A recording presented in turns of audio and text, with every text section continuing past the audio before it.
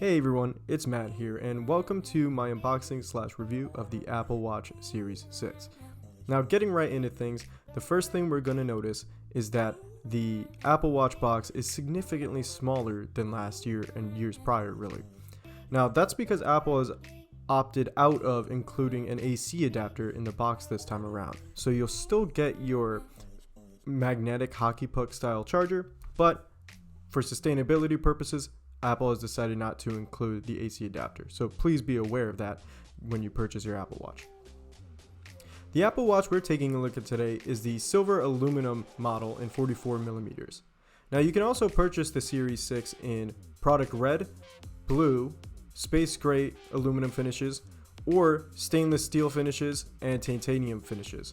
Now I've opted to select the aluminum model because I find that it's the most cost effective, and also I just prefer the lightness of the aluminum compared to the other finishes. Now as we actually unwrap the Apple Watch, you'll find that the experience is overall pretty much identical to the Series 4 and 5 that came before it. The only difference here is that, as I mentioned before, the package is smaller, and the package wrapping now showcases some of the new bands as well as the new finishes like the blue one I mentioned before. Now once we take a look at what's inside the package, you'll find that there are two different boxes, one of which is for the band, in which case is the Solo Braided Loop, and the other is for the Apple Watch itself. Now as we begin to open up these boxes, you'll find that you have the Apple Watch on the left hand side of the box in what is a paper protective sleeve as opposed to a fabric sleeve that the Series 4 and 5 came in. Admittedly, I can't help but worry that users might accidentally drop the Apple Watch when they try to take it out of the paper sleeve since it's so snugly fit in there. Now taking a look at the Apple Watch itself, we'll find that it's virtually identical to the Series 4 and 5 that came before it, and even the newly released Apple Watch SE as well. The most major difference is really on the back side of the Apple Watch, which now features a blood oxygen sensor in addition to the ECG and heart rate sensors. So as opposed to having a single green LED, now you have 8 different LEDs, 4 of which light up green and 4 of which light up red. Now is probably a good time to mention that unfortunately I lost much of my footage from the original unboxing of this, so I've just had to replicate it for what you're seeing here. That said, this is a pretty much identical experience to the first time I actually unboxed this watch, so rest assured you're not missing anything. Alongside the Apple Watch, you'll find a Designed by Apple in California packet that features a startup guide for your Apple Watch. Additionally, beneath that, you'll find the Apple Watch charger itself. This features the same hockey puck shaped design that Apple's been using since the first generation Apple Watch.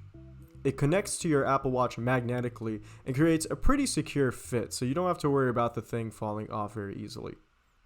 Of course, the biggest thing we're going to notice is the omission of the AC adapter this time around. But again, Apple claims that this is really going to help with sustainability in terms of reducing e-waste.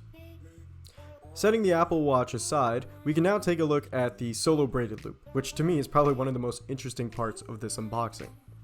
Now, like I said, I did have to recreate this unboxing, so we are missing the plastic seal that's normally there, but otherwise you simply open up one end of the box, then you'll find yourself with a little pull tab that you can grip, and you then slide the package out of the box.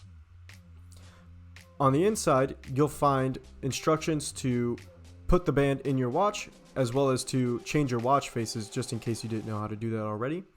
And then you have your band itself, which you can simply use a pull tab to lift and then pull out of the package.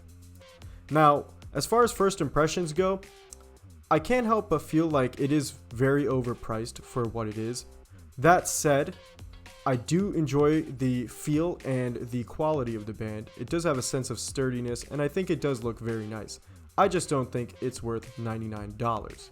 As you can see here, I have a size 7, but I highly encourage that whatever size you measure up to be on the Apple website, you get a size smaller, as these are non-adjustable. But as far as the band goes, it has a very elastic feel to it, kind of like a more substantial waistband for your underwear or something like that. And that's not a bad thing. It definitely feels like even if you stretch it, it'll kind of return to form. And I have no confidence issues in terms of this thing's ability to last. And that also is in part due to the fact that it has metal end pieces that connect to the watch. So again, it just gives it an overall more premium feel. To install the Apple Watch band into the Apple Watch, you simply slide each end of the band horizontally into the case.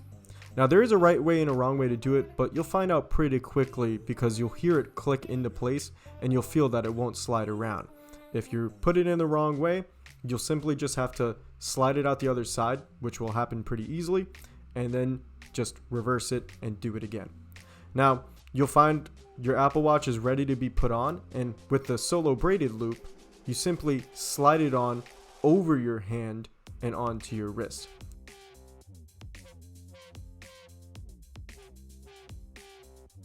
Now that we have the Apple Watch set up, we can actually move on to the review portion of this video. Alright, so it has been like 2 days now since I got my Apple Watch Series 6, and I think I'm ready to sum up what I think of it. So let's get right into it, shall we? Alright, so Apple Watch Series 6 is first and foremost not very different from the Series 4 and Series 5 that preceded. As a matter of fact, aside from a couple changes, not really changes, a couple new features, it's pretty much identical. And same thing with the feature set. So yeah, that's that. I don't think it's a bad thing, to be clear. I think it really just indicates how good the Apple Watch has been for a little while now. So that's that. Let's talk about the new features then. We have a new faster processor called the S6 based on the iPhone 11 and iPhone 11 Pro's A13 processor. We have an always-on display, an always-on altimeter, and we have a blood oxygen monitor. Now the always-on display is supposed to be 2.5 times brighter than the previous Series 5 Apple Watch display. Can I say I noticed a difference? Not really. The always-on altimeter is cool. But unless you know you need it, I can't really see it being that useful for that many people. So again, not a big deal. And then you have the blood oxygen monitor. Now this thing is not, really meant for or oriented to medical use the way the electrocardiogram is in the previous generation Apple Watch. That's also in this one, by the way. It's actually more just for kind of like, fitness enthusiasts and just for people to get a general whereabouts of their health and their well-being. So again, what you have here right off the bat, I can tell you, is a couple of nice features, but nothing game-changing, nothing very impactful on the way you're going to use the Apple Watch. And I think, like I said before, I think that really speaks to how good the Apple Watch has been. The processor is fast, but it's just so hard to tell the difference in speed when the other one was already so quick. Having the Series 5 on watchOS 7, the only thing I noticed the difference in terms of speed is like load times for apps. So that's that. That's all the new features, kind of the changes and everything like that. The only other change is, on the back side, you get, different looking sensor array. Now you have, 4 LEDs for the optical heart rate sensor and another 4 red LEDs for the blood oxygen sensor. So yeah, that's it. Now, as far as other things worth mentioning, the first thing I want to talk about is, the omission of the AC adapter. So that's kind of been in the news, or maybe not in the news, but it's kind of been a big deal in the tech world because, when a company starts, taking stuff away from the products, it's a big deal. The kind of stuff that especially everybody expects, kind of like when Apple removed a headphone jack, right? Not to that extent, obviously, but you get the idea. So the good is that it's better for the environment. Without a doubt, there's going to be less e-waste as a result of not including the AC adapters in every single Apple Watch. Because if you're like me, for example, and you've had 1 or 2 Apple Watches prior, you already have one of these chargers, nonetheless the AC adapters. If you have an iPhone, you have the AC adapter. Chances are you might have bought a third-party AC adapter, but you have one. So is it necessary? No. And I like that it's better for the environment. It also means the packaging gets to be smaller, which is also better for the environment. So that's kind of a win-win in that regard. The bad is that you're still paying the same amount for this product, and I think you should still be getting the same amount. I don't like, on principle, the fact that Apple is charging the same amount for less this year as opposed to last year when I got my Series 5 for the same price. So that's that. Now, the other thing I want to talk about, and this is a little bit of a rant, but you'll have to forgive me, is the band purchasing experience. Hey guys, quick editor's note. So, this part of the video was going to be me talking about the fact that I had to go to 2 different Apple stores just to get my band replaced into the correct size. I measured for a size 7, and it was definitely too loose on me. Online, in person, I measured for a size 7, just moving around on my arm. So I had to go to the Apple store. They said they couldn't do it. They would have to return the whole watch, but they didn't have it in stock, so I had to go to another Apple store, and then they were able to do it. They went around it somehow.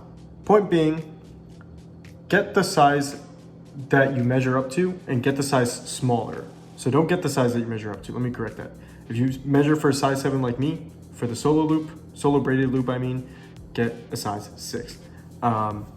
Yeah, apparently Apple has changed this policy. So worst case scenario, if you don't measure to the correct size or you don't purchase the correct size, apparently you should only have to return the band. But either way, it's still a huge hassle. So just whatever size you measure up for the Solo Braided Loop, get a size down.